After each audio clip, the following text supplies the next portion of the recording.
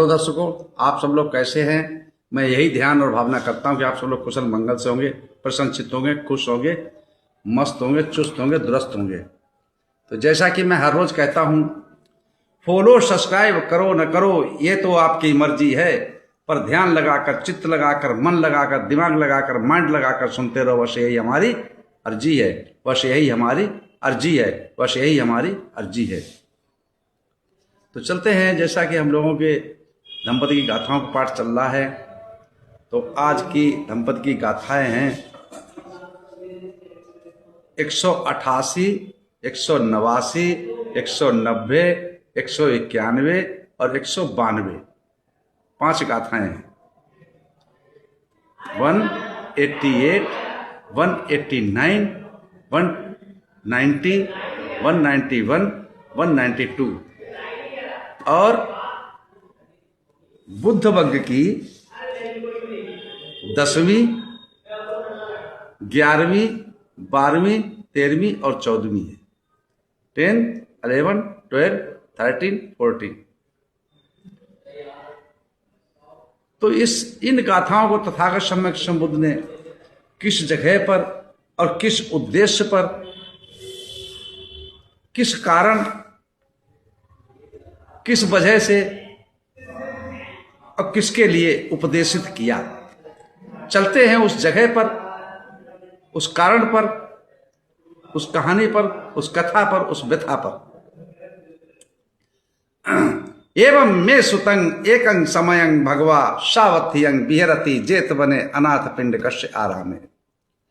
ऐसा मैंने सुना, एक समय तथागत सम्यक संबुद्ध श्रावस्ती के अनाथ पिंड द्वारा बनाए हुए जेतवन आराम में बिहर रहे थे।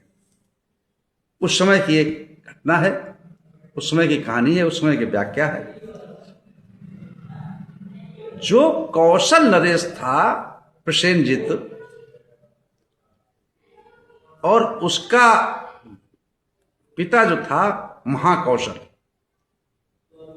तो महाकौशल इस समय पर एक अज्ञदत्त नाम का विद्वान, सलाहकार, मतलब हर दिशा सूचक, समय के अनुकूल क्या काम करना, विद्वान पुरुष, विद्वान को ही ब्राह्मण कहते हैं, है ना। तो अज्ञदत्त नाम का वो ब्राह्मण था। जैसे ही प्रसेनजित के पिता महाकौशल का देहांत हो जाता है और राजगद्दी प्रसेनजित के हाथ में आती है, तो उसके बहुत विनती करते हैं, आराधना करते हैं, लेकिन वो घर पे नहीं रुकता। और वो क्या काम करता, जितनी उसके पास, अज्ञदत्त के पास संपदा होती है, धन होता है, वो सब दीन दुखियों डोनेशन कर देता, दान कर देता है, और खुद सन्यास लेकर के प्रवजित हो जाता है और जाकर के अरण्य में, जंगलों में ध्यान भावना करता है। लेकिन उसको हासिल, जब रास्ता कोई पता नहीं, हासिल क्या होगा। इसी प्रकार से अब वो, उसको जब लोग बहुत पूजने लगे, उसके 10,000 शिष्य हो गए, चेला। अब क्योंकि इसको पूजते थे कि सुने अपना जो संपत्ति थी सब दान में दे दी, गरीबों को बांट दी, अब उसको संन्यास ले लिया, इसलिए। लेकिन उसको आता जाता कुछ नहीं, उसको ज्ञान अर्जन था ही नहीं, ना उसने ज्ञान को ढूंढ पाया, ना प्रज्ञा जागृत कर पाया, ना समादिष्ट हो पाया। तो वो लोगों को कहता था, जो उनका अनुभव था, क्या कहता था कि पेड़ की शरण में जाओ। अब आपको मालूम है, पेड़ों की शरण में जाओगे तो क्या होगा। जैसे नीम है, उसके अंदर कोई फोड़ी फिंसा वाला रोग होता है, अगर उसके नीचे परमानेंट लेटने लगे तो उसको ये रोग नहीं होगा, एलर्जी वाली बीमारी नहीं होगी, इनफेक्ट। और जैसे पीपल का वृक्ष है, तो उसमें 24 घंटे ऑक्सीजन मिलती है। तो कहता पेड़ों की शरण में जाओ, पहाड़ों की शरण में जाओ। पहाड़ों में तो जंगल होते ही है और शुद्ध हवा पानी होता है, तो वहां आराम, सुख तो आराम तो मिलता है। बगीचे की शरण में जाओ, चैत्य की शरण में जाओ, ये कहता था, इसमें तुम्हें सुख मिलेगा, तुम्हारा मंगल होगा। तो एक समय क्या हुआ कि तथागत सम्यक संबुद्ध जो है अपने चित्त से उसको देखते हैं। वो बालुआ रेत पे विहार कर रहा था। कौन? अग्निदत्त। और उसके 10,000 जो शिष्य थे वो भी साथ में थे। जिस समय तथागत सम्यक संबुद्ध उसकी चित्त से चेतना को समझते हैं तो समझ लेते हैं कि ये अरहत पद को प्राप्त कर सकता है। इसको अगर सत्य का मार्ग मालूम हो जाए, मिल जाए, दिखाने वाला कोई हो, सही रास्ता, तो तथागत तो कल्याणकारी थे, सबके हित थे, सबसे मैत्री करते, सबका हित चाहते, सबका कल्याण चाहते थे। तो उन्होंने महामोगल्यान जो उनके परम शिष्य थे उनसे कहा, मोगल्यान आने लो हंते जी, ऐसा करो जो अग्निदत्त ब्राह्मण वहां बालुआ रेत पे जो तैर रहा है वहां जाओ और उसको उपदेशित करो। महामोगल्यान अपना बात अच्छी बस संभाला, चल दिए। पहुंचते पहुंचते वहां तक शाम हो गई। शाम होने के पश्चात अग्निदत्त जो था उससे कहा कि भाई मैं यहाँ आपके आश्रम पे रुकना चाहता हूँ। तो उन्होंने कहा नहीं यार, जान मालूम हो गया ना कि श्रवण का शिष्य है, भगवान बुद्ध का शिष्य है, इसको रोक लिया तो प्रलय हो जाएगी। उसको भी भय था, तो नहीं यहाँ नहीं रुक सकते। और वहां नागों का राज्य था, तो इसलिए नहीं रुका कि अगर रात में जो है ये कहीं रुकेगा तो नाग राजा इसको मार मुर के फेंक देंगे कि सन्यासियों के खिलाफ है वो। क्यों? आडंबर, जो नाग राजा होते थे वो आडंबर वालों के खिलाफ रहते थे। इसलिए कि जो अग्निहोत्री करते थे, जो आग प्रज्वलित करके हवन होम करते थे, बलि देते थे, उनके खिलाफ रहता था। इसलिए उसको समझ के इसको मार देंगे, तो वो उसने नहीं रुकने दिया। सापरास में जाकर के तथागत सम्यक संबुद्ध के शिष्य महामोगल्यान अपने अरण्य रुख मुनि मतलब पेड़ के जड़ के पास बैठ जाते हैं। वहां अपना जब तक थोड़ा बहुत मेडिटेशन करने के लिए तब तक नाग राजा आ जाते हैं, और आ जाते हैं तो फुंकार भरते हैं, मतलब क्रोधित होते हैं। ये उसका सर्पों की नहीं, क्रोधित होते हैं। तो वैसे ही उनको क्या नजर आता कि मोगल्यान भी वैसे फुफकार रहे हैं, वैसे वो अग्नि प्रज्वलित करते हैं, मतलब कि अग्नि समान इतनी गर्मी बात से करते हैं। वैसे ही क्या देखते हैं कि मां मोगल्यान अग्नि प्रज्वलित कर दी, तो वो सब ठंडे पड़ जाते हैं। और ठंडे पड़ने के बाद साथ उनको नमन करते हैं और उनकी छत्र छाया, जैसे गर्मियों के साइड में मच्छर ना लगे तो मच्छरदानी लगा देना, गर्मी ना लगे, धूप ना लगे तो उसमें छत्र लगा देना, है ना, ऐसी व्यवस्था करने में वो लग गए। और लगा के पूरी रात उनको आराम से मेडिटेशन कराया, आराम सुलाया। अब ये अग्निदत्त जो शिष्य थे वो सोचने लगे कि भाई क्या है, देखें कहीं ऐसा नहीं है कि मर गया हो, जिंदा है, देखो चल गए भाई। तो जैसे ही देखते हैं जाकर के सुबह जल्दी महामोगल्यान तो अपने ध्यान भावना बैठे, विपश्यना बैठे, मेडिटेशन बैठे, और नाग राजा उनकी सेवा कर रहे। कोई छत्र लगाए, कोई धूप ना आ जाए, कोई आंखों में रोशनी ना पड़ जाए, हैं, कोई गर्मी लग रही हो, कोई हल्के से पंखा चल रहा है। अरे बाप रे! जिस समय ये देखा अग्निदत्त के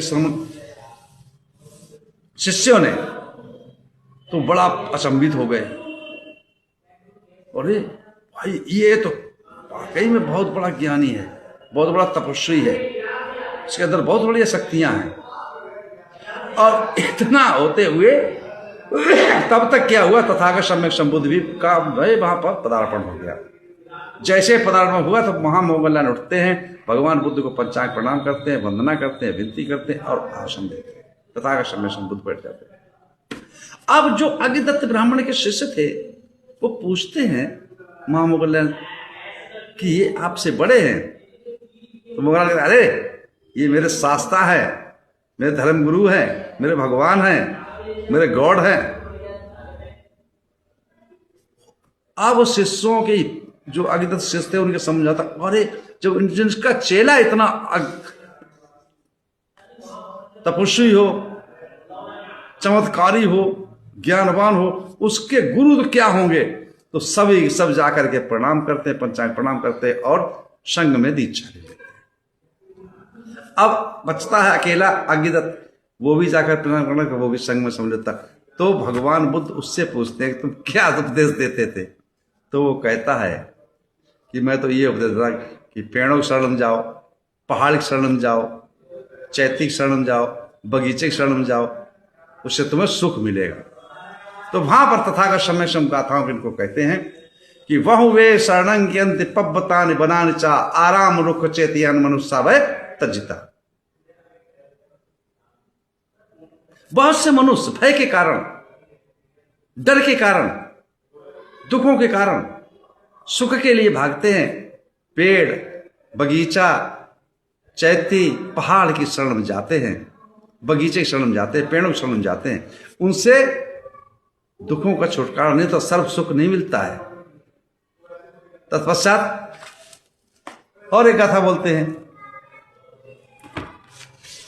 भगवान तथागत सम्यक बुद्ध, नेतं खो शरणं खेमं नेतं शरणमुत्तमं नेतं शरणमागम सब दुःखापमुच्यति। किंतु ये शरण मंगलदायी नहीं है, ये शरण उत्तम नहीं है, क्योंकि इन शरणों में जाकर के मनुष्य का दुखों से छुटकारा नहीं होता है। 190 गाथा बोलते हैं, यो चा बुद्धं च धम्मं च संघं च शरणं गतो चत्तारि अरिय सच्चानि संपंपन्याय पश्यति। जो बुद्ध धर्म और संघ की शरण में गया या जाता है, जिसने चार आर सत्य, चार आर सत्य क्या? दुख, दुख का कारण, दुख का निवारण और निवारण करने का रास्ता, उत्पत्ति, दुख से मुक्ति, जिसने आर्य अष्टांगिक मार्ग को सम्यक प्रज्ञा से देख लिया, समझ लिया, जान लिया अपने विपश्यना द्वारा। 191 कथन क्या कहते हैं? दुखं दुख समुपादं दुखस्य न अतिक्रानं अरियच्चंथितं मग्गं दुःखोपशमगामिनं। जिसने चार आर सत्य, दुख, दुख का कारण, दुख का निवारण, दुख निवारण का रास्ता, आर्य अष्टांगिक मार्ग,